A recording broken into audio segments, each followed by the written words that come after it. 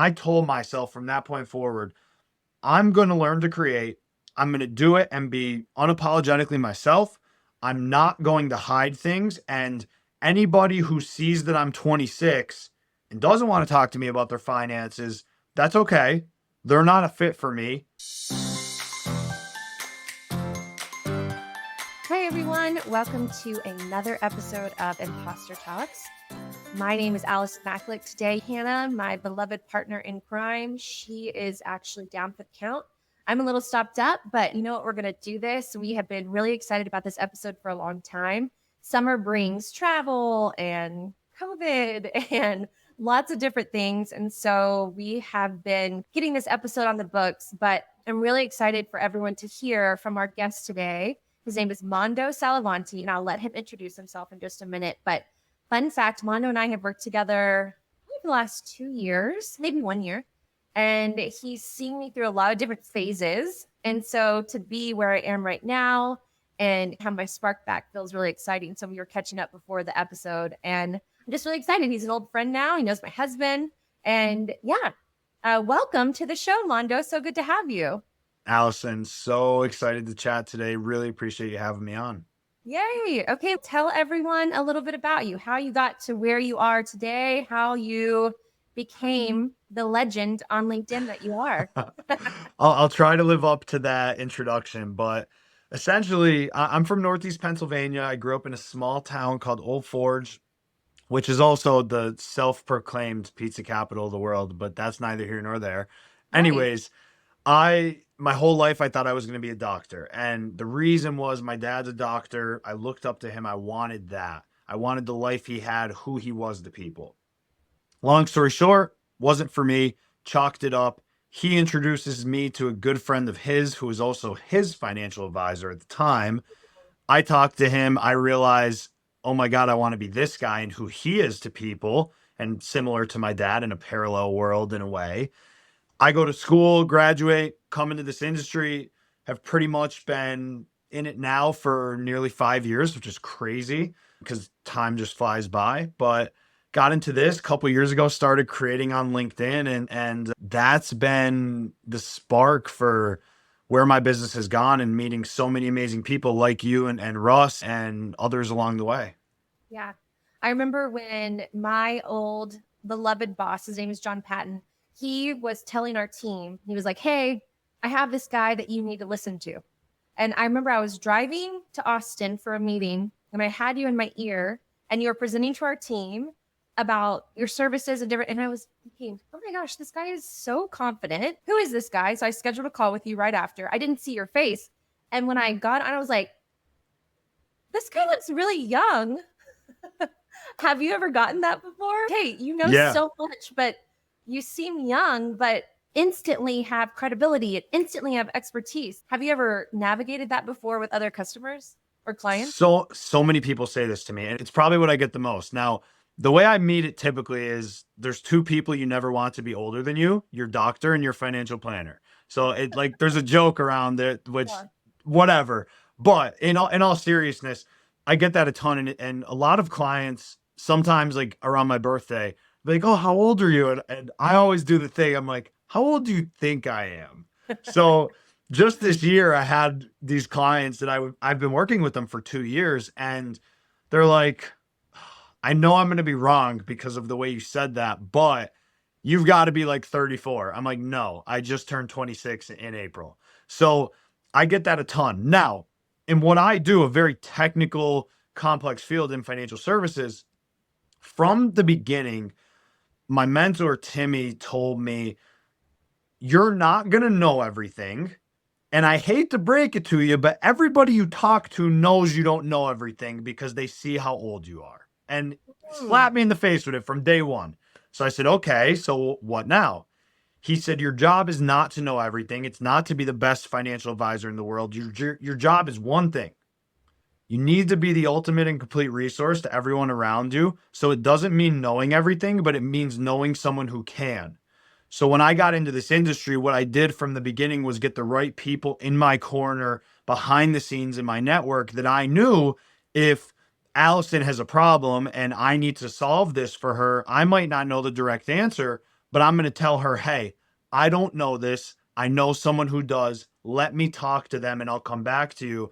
And my career really has been a collection of that. And now at this point, almost 5 years, I know a lot now and I've learned a lot through experiences. And that obviously helps with expertise. I've gotten certifications and letters and all that stuff that kind of matters, doesn't. That's another conversation. But that's where being young, I've gained a lot of confidence in what I do, knowing that I don't need to know it all.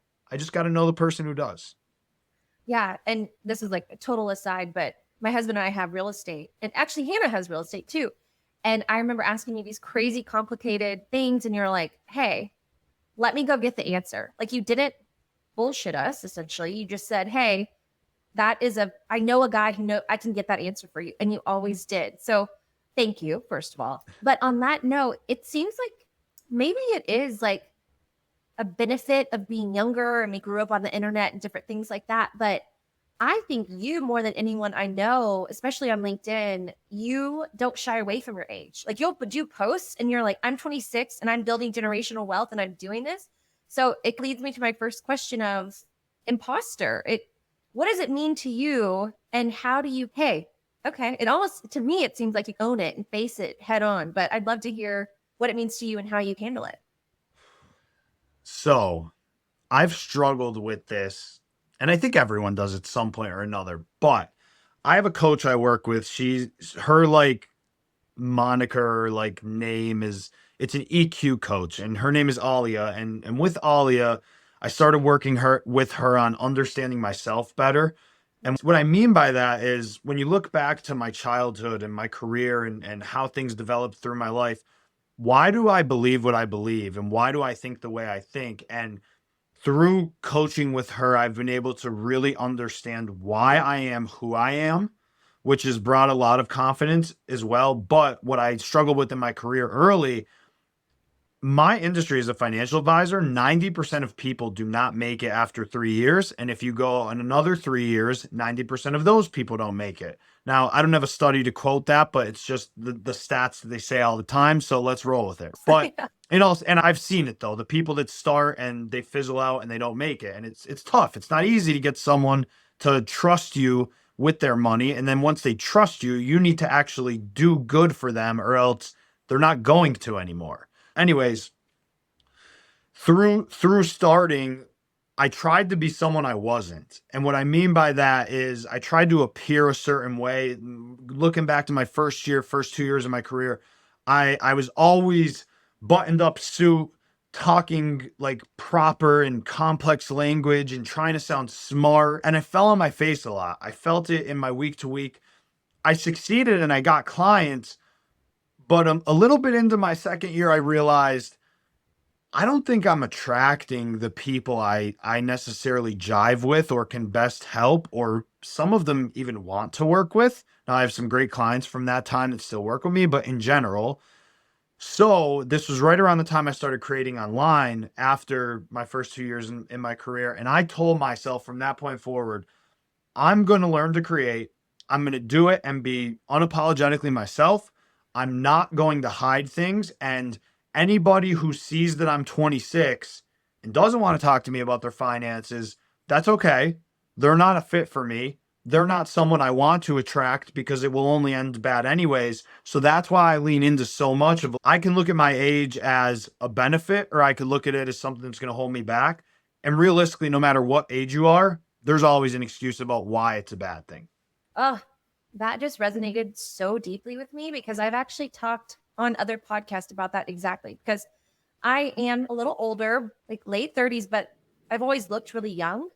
And I used to try to think, oh my gosh, I'm in this male dominated industry. I need to look a certain way and I need to talk a certain way and I need to blah, blah, blah.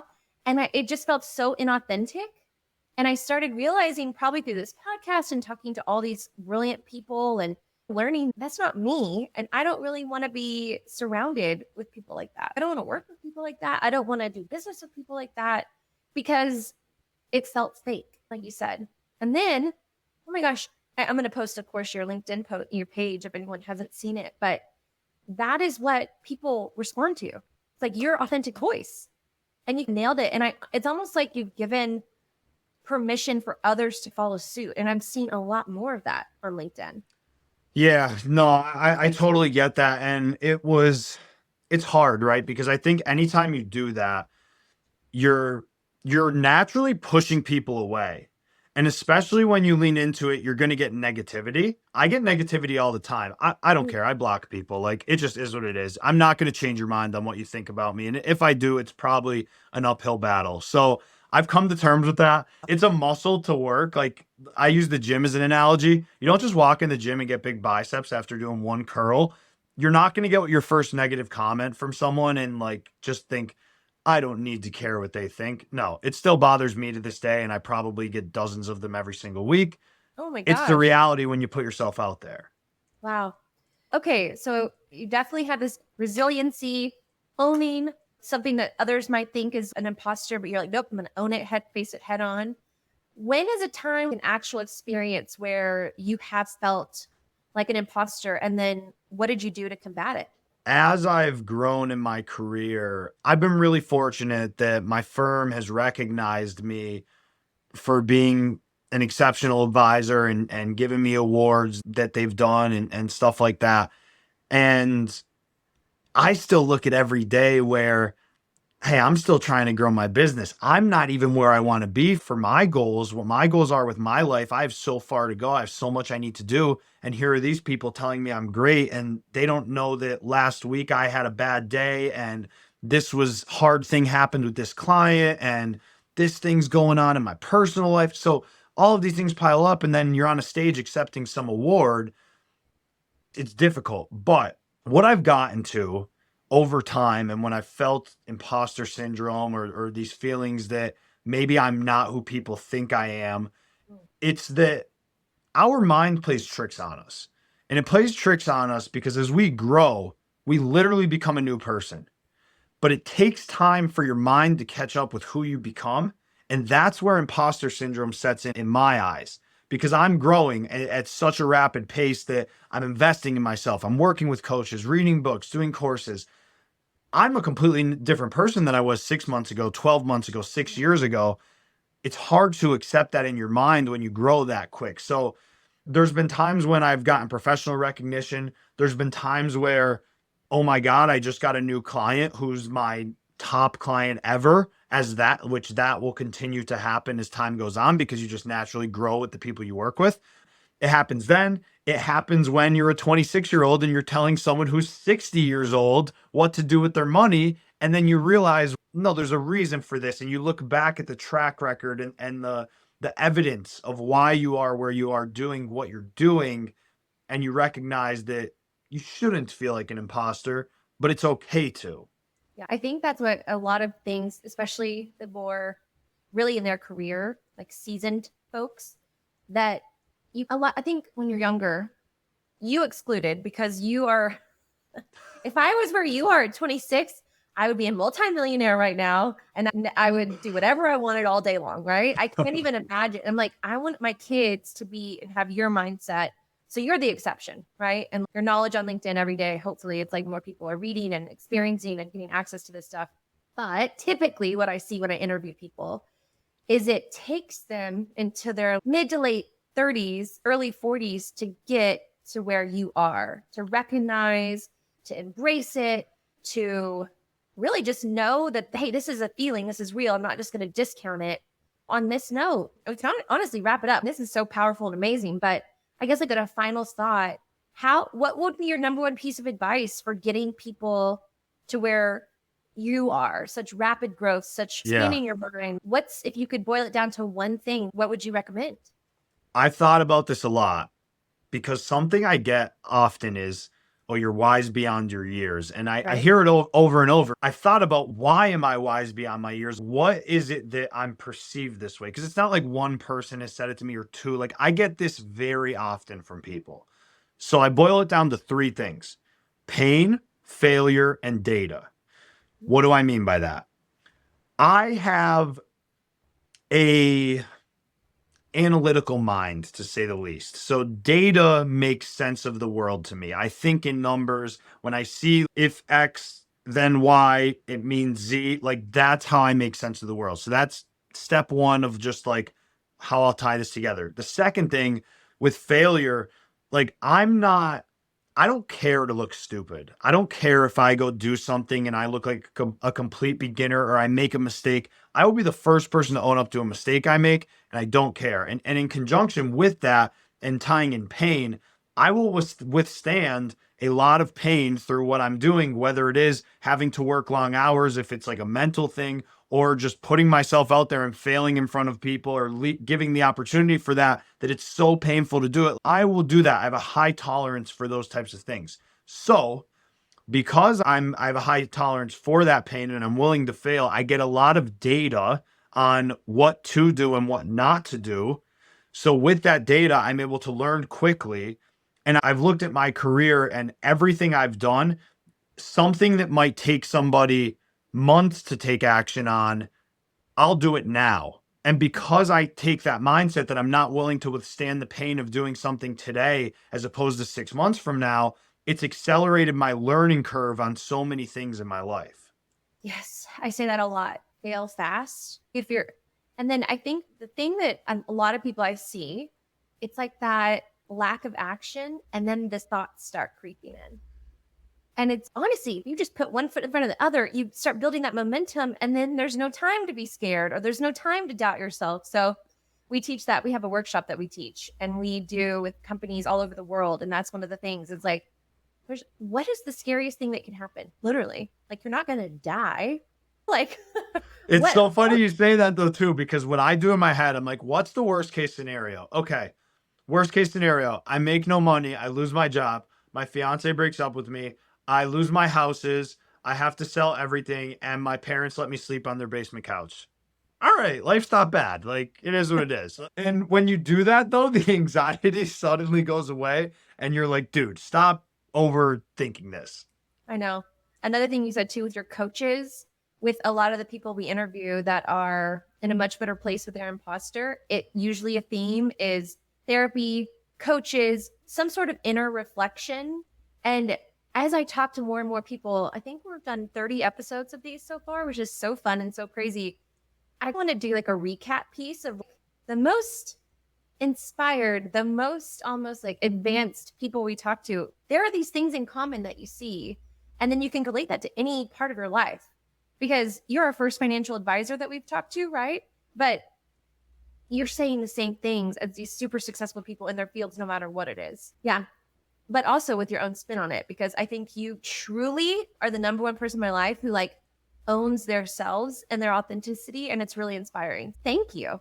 Yeah. Yeah. I appreciate it. And one more comment on that, because this just came to mind when you're like, just owns my, I think you could boil it down to just ownership over my life in terms of responsibility. And I was just saying this to someone today.